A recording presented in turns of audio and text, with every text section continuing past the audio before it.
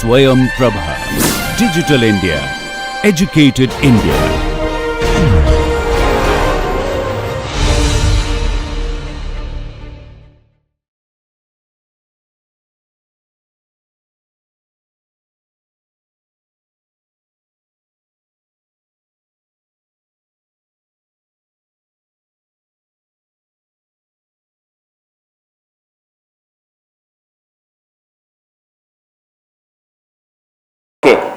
So I will review some things from this thing. We'll do explicit calculations. Okay.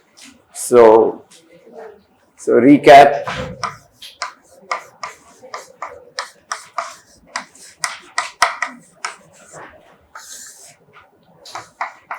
So I introduced the idea of a random variable.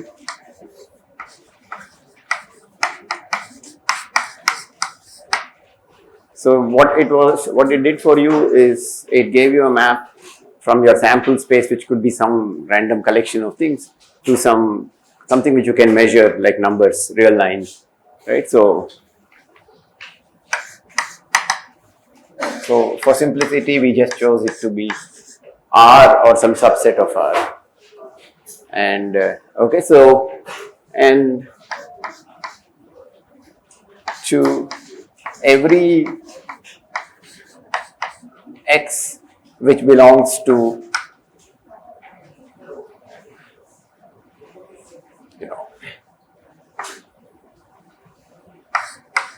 by this what we mean is you pick an element here, it will get to map some point on this, so there will be a bunch of points.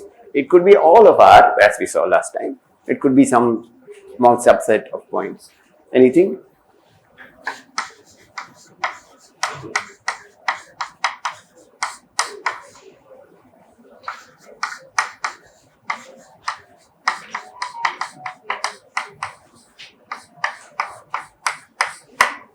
Okay.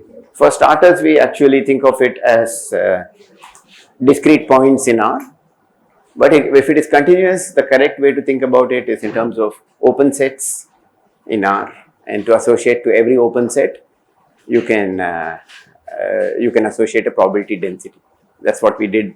I took it to be the interval delta x, which is very natural, right? X to x plus delta x, and that gave you the probability. Okay, so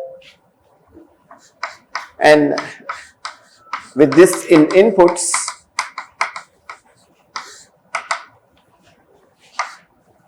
there are two symbols which are used, or expectation value. So f is any function on the real line, is any function, and either this symbol or this symbol, both are used, and you read this as expectation value of f of x. Okay, this is just reading. Now I'll define it for you, and this is the definition. So let's use this symbol defined by sum over all possible values of x .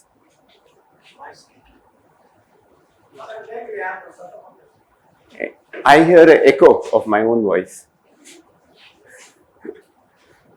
I thought it was too loud. Okay. So you pick this value f of x and then you evaluate this function on that and weight it with p of x. Okay. So this function you just replace by, and doesn't matter what this function is, this p of x is the same. So in particular, if you write, you can check that, if f and g are two functions, you can see that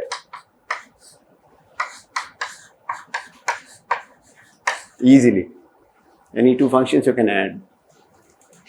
Go back to the definition, it will work. Okay.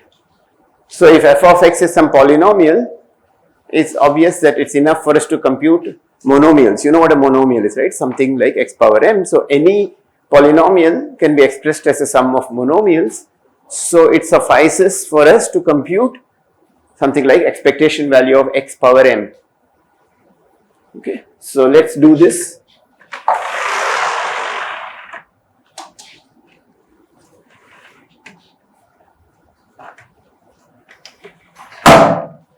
So let's take as a, single coin toss.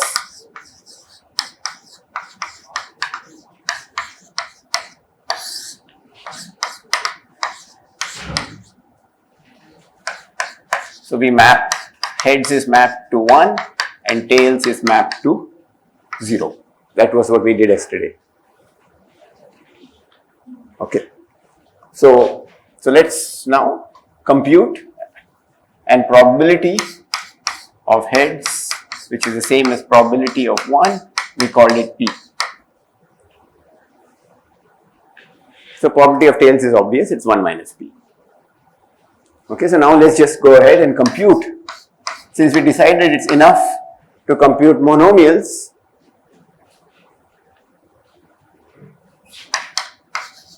x belongs to 0 and 1.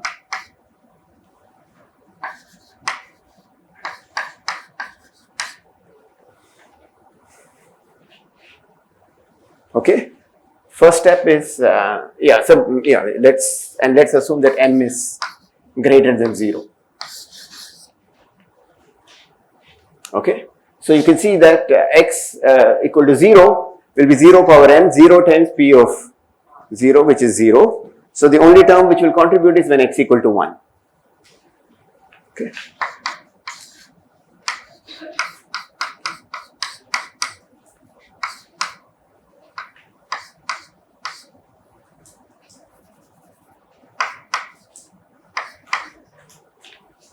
What is this equal to? P. So, doesn't matter which monomial you take. Okay. So, we can do one more example. We'll take this function. Okay, I forgot to say, if you look at expectation value of 1, it's always 1.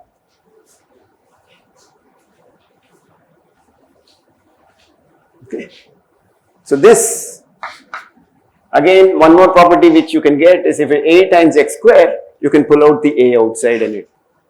Okay, so this will be equal to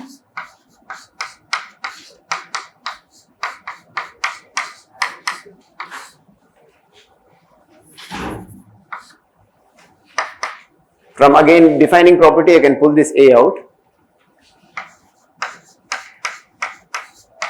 I can pull this b out. I can write this also.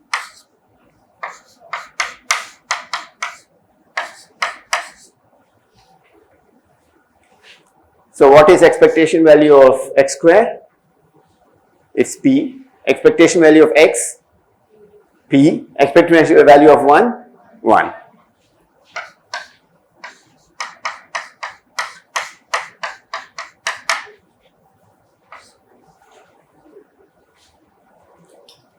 Does this explain the general idea of how to do this computation? Okay. So we see that there's a very simple answer for the binomial. It says that x power m is this. Okay. Any questions? There were people who asked some questions before we started. Does this answer your question? Right? How to calculate?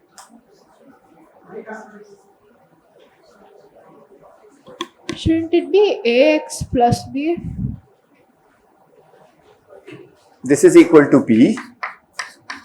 This is equal to p. What is x? This is a number. Expectation value of something is a number. X is, the variable is gone. Sorry, sir, I think I misheard something. Okay. No, but intuitively, I'm telling you, you know where your mistake is, because answer should be a number, not the random variable. Okay, these are all numbers. Okay, good. So how do we get the expectation value of x square as p? Of? X square. We did here, right? Put m equal to 2. X square. So you take all the possibilities. There are only two possibilities for x. 0 square, which is 0, times 1 minus p, which is a 0. And then it can have 1. When it is 1, 1 square is 1. So this evaluates to 1 into p. So this is just p. This is true for any m. 1, 2, 3, 4 except 0. Because for 0, you don't have, it's just 1. So that's why I did that first, and m greater than 0. So, this is possible only for single coin toss, right? No. This answer is for the single coin Yeah, toss. so other thing, the You can exercise, do it for, you can do it, do this for 2 coin tosses. You can do that.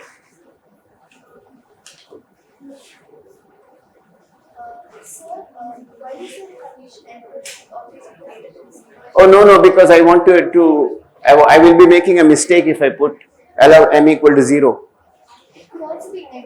Yeah, negative powers in this, negative powers will have problems, right? In this case, you have what is 1 by 0. Okay, so you require nice conditions for negative powers. Okay, so that is why I avoided that. So if we map h to 2 and h to 1, then we can clear. I have mapped h to 1 and t to 0. You can do something else. If we map it differently, then n can be. No. Still, there is, I mean, at the end of the day, you should not get 1 by 0. You need to worry about that. Okay.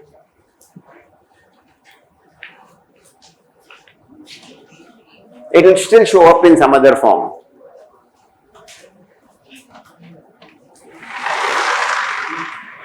So just remember the answer that expectation value of 1 is 1 for all cases, because it's the same the statement that total probability is 1. That's all it means. That is true, but expectation value of x power n being equal to p is very, very special to the 1 coin toss. It's not even true for 2 coin tosses. Okay, but in another 5 minutes I'll do it for n coin tosses. But going through, it's like you want to go to beach or something, you go via Nagar, right? So instead of going shortcut, Santom, whatever, going through a longer route, we'll go through that route called cumulants, and then the answer will be there. Okay.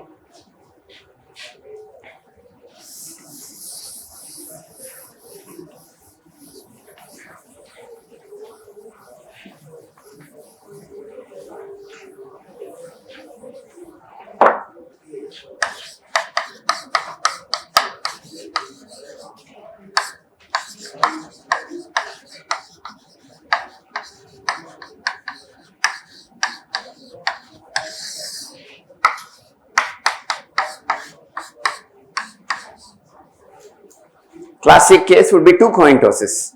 X is the first coin being tossed, Y is the random variable. Okay, so you can see that. So for 2 coin tosses, so Z values is Z equal to 0, Z equal to 1, and Z equal to 2. So this will correspond to X equal to Y equal to 0.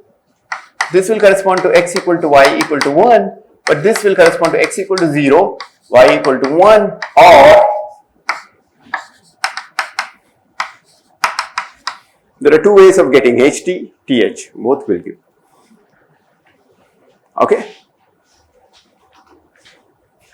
So you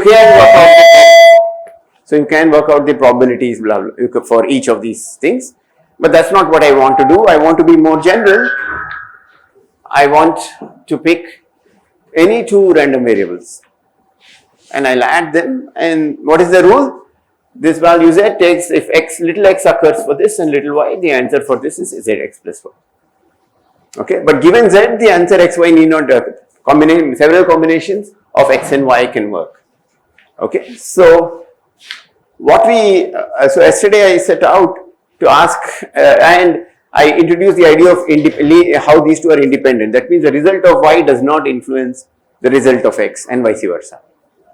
Okay, so we are assuming that, and we saw things like, suppose we wanted to do z square. This is not equal to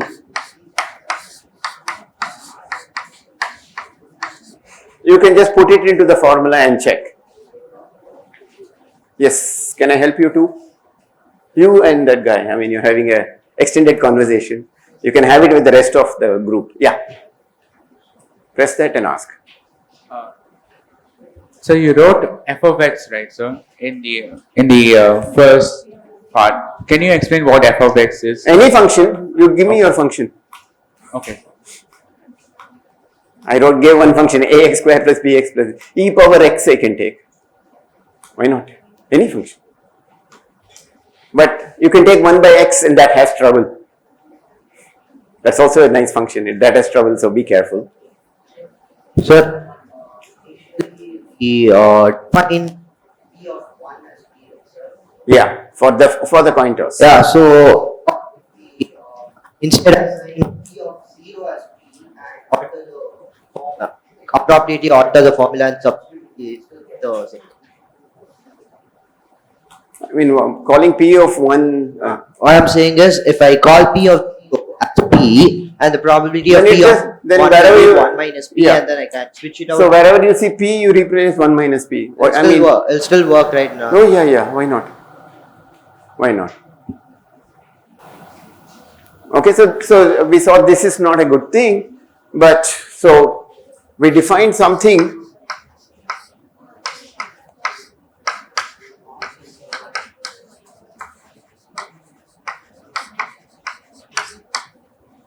Okay, with the property that instead of this and this, this will be something which will be expectation value of x power n plus stuff. It will have expectation value of x power n, but it will, what we wanted to work will work with this. Okay, such that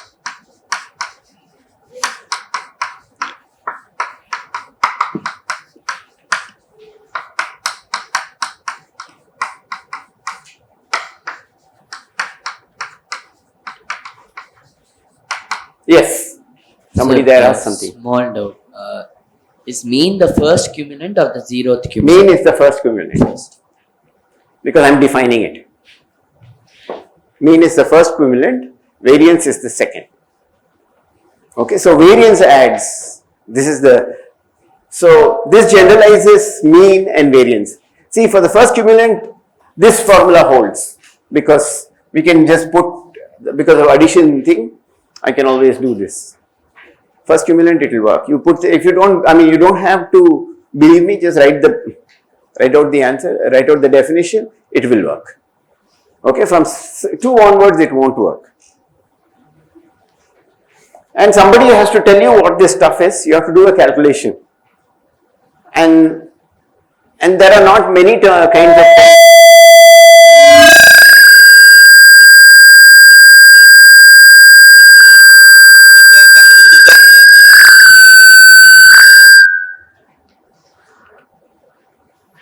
Okay, some feedback.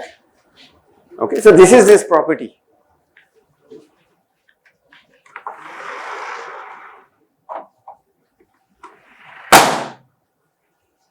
So, there's not much gained by looking at the formula of kappa 5. You're not, what you have to understand is as you get older, memorization of formulae are not so important as understanding why. And our whole school curriculum is based on, because why is something given, it's given to you because we tell you so. Also, you're not ready for, maybe understanding why. It would be nice, but most school textbooks that I have seen focus on, they just give you a bunch of definitions, don't tell you why. Okay.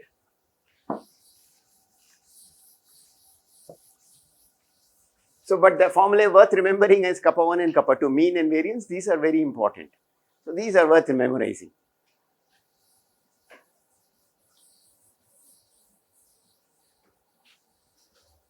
Okay, so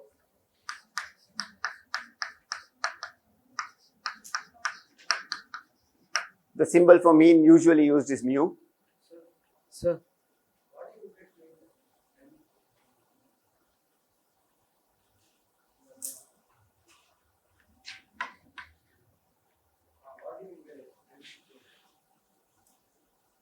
It is something which I have given you a formula for, x power n plus you have to add things which will scale to have the same powers of x. You are only allowed to work with n powers of x. That's it. So there are only finite number of terms you can write. So for this there's only one term, but for 2 you can write x square and x expectation. So kappa 2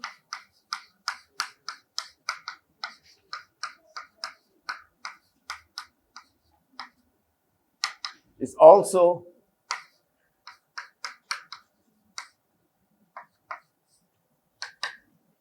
so this is definition, symbols which are standard.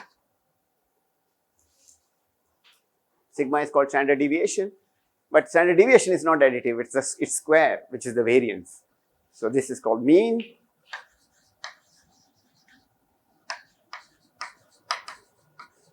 See, what is very revealing is to prove this with this formula. Substitute, do Z, and so the exercise is really, which will explain much more than 100 things which I will explain to you, okay, which is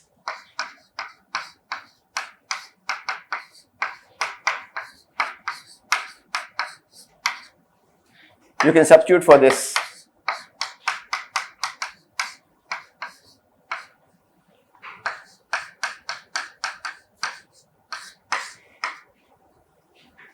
There will be a nice cancellations.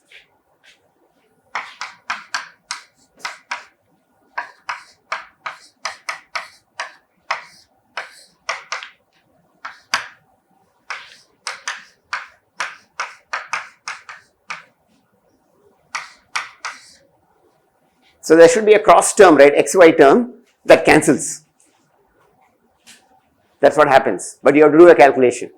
There's nothing for me to say. It will satisfy that property. Yeah. Sir, in that nth cumulant definition, you haven't included any coefficients, etc. You The can't have coefficients are all fixed by this. That property which I have told you, which is this one, is so strong that it fixes it uniquely.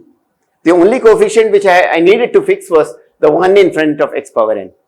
That's all. Once I do that, there's only one combination of terms. So if you take, if you take the second cumulant, the only term I can add is z, expectation of z whole square. That's all I can add with some coefficient a. You can add plus a times this, and you require that property. That property holds when a equal to -1. That is the claim. Can we prove that there's a unique set of coefficients? Yeah. Algebraically, or is it like a computational thing? I would recommend at your level computationally. Your exact equal number of equations and equal number of variables that you can check.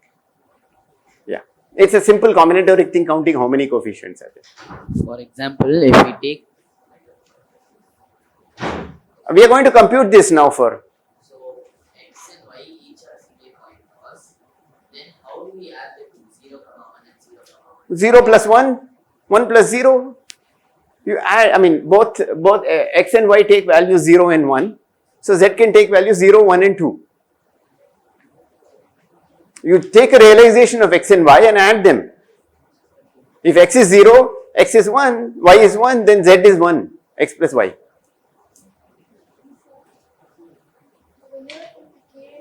K2 of z is equal to 0. No, why?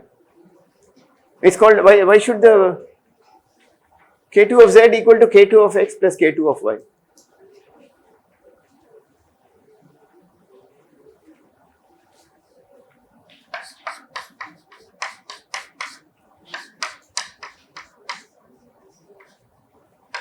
So what you want is that the cross terms cancel. You don't want a term, so you could have got some term like, expectation value of x times expectation value of y. If you go to cube, you could have got something like expectation value of x times expectation value of y square, or expectation of y whole square. All these combinations can come, and these coefficients will be such that it will cancel beautifully. Okay, so honestly, if you are able to prove this formula, whatever I have written, I think your understanding of cumulants will go up one notch, and kappa 3 onwards will be like details. But this proof is an easy one, but it also tells you the properties. You have to think a little bit, but it's something done quietly, 5 minutes. It will take you maximum 5 minutes. Sit with the definition and use it. This is one of those cases where shut up and compute is the way. Okay, kappa 3 of x is just. Sir, 1 second, let me just write this.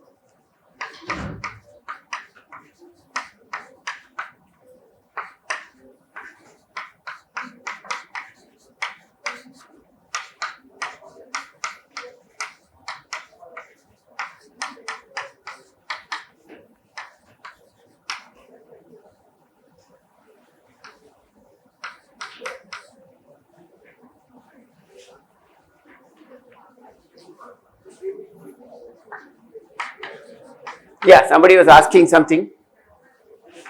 Sir, how do we expand that expectation of x plus y the whole squared, sir? X square plus y square plus 2xy. The second one. This one. Yeah. Expectation value of x, look at it inside, it's expectation value of x plus expectation value of y.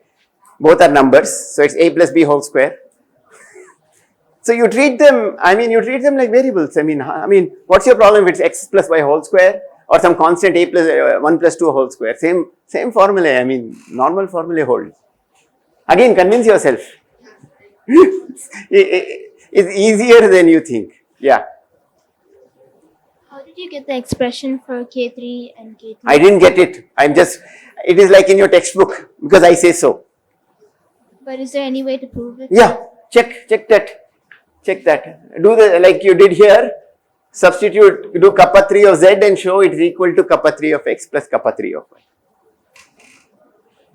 Okay? You don't have to believe me. That's what I meant. Here I am telling you how and why. Okay? So this is the answer. It's messier, but let's do this for 2 coin tosses.